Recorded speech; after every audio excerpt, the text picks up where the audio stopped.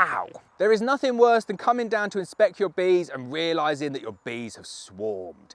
Cap queen cells, half the amount of bees, your colony's pretty much done for the year and you are not going to get much honey. The race is then on to try and recover your colony to get them up to strength to get them through the winter. I'm going to cover that in a separate video, but what I'm going to do in this video is I'm going to show you a really simple technique that not only reduces the chances of your bees swarming, but it also ensures that you're going to have a good amount of honey going into the summer, and you're going to make a split and you're going to get some money out of it as well. This is by far and away my favourite technique for making increase but also reducing the chances of swarming. Now, if you've only got one beehive and you think, I only want to keep one beehive, I don't want to make splits, do not worry, you can combine these colonies back up at the end of the season, or you can just sell the split. Once you've built up that split, you put a new queen in there, you've got it building up, you've got it in brooding all stages, 3 or 4 frames in that nuke, you can sell that nuke and probably recoup the cost that you paid for your original nuke starting out. What's so important though is doing this at the right time of the year. You need to do it preemptively, you don't want to do it reactively.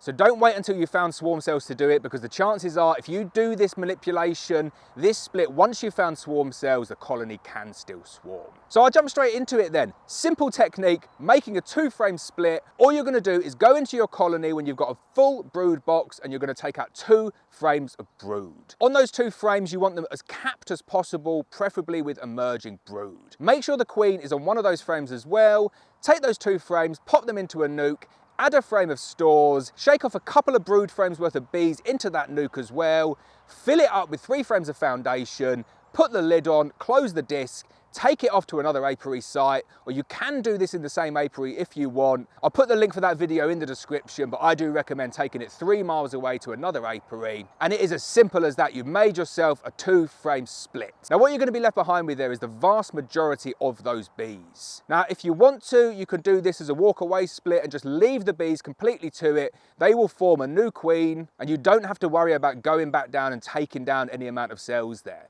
With a walkaway split, they don't seem to throw out any sort of swarm or any sort of cast swarm as well. So you can just do that manipulation there and just leave the bees to it. Come back 5 weeks later and fingers crossed you'll have a mated queen. She'll be laying again, you'll have brood in all stages, and hopefully at the same point you'll have quite a decent amount of honey. Now the benefit of not adding in a mated queen there is that if you do this manipulation at the beginning of May, as you're moving into the swarm season before they've produced any swarm cells, then that 5 weeks should take you through until the beginning, say middle of June. It should get you through to the June gap. Now the bees tend to not swarm around the June gap, at least mine don't here. They kind of know that something's going on. They tend to go before it or they tend to go after it. But the beauty of this manipulation here, doing it at that time, is that you're cutting out the really dangerous point in the season, which for us is say the last week of April to the first week of June.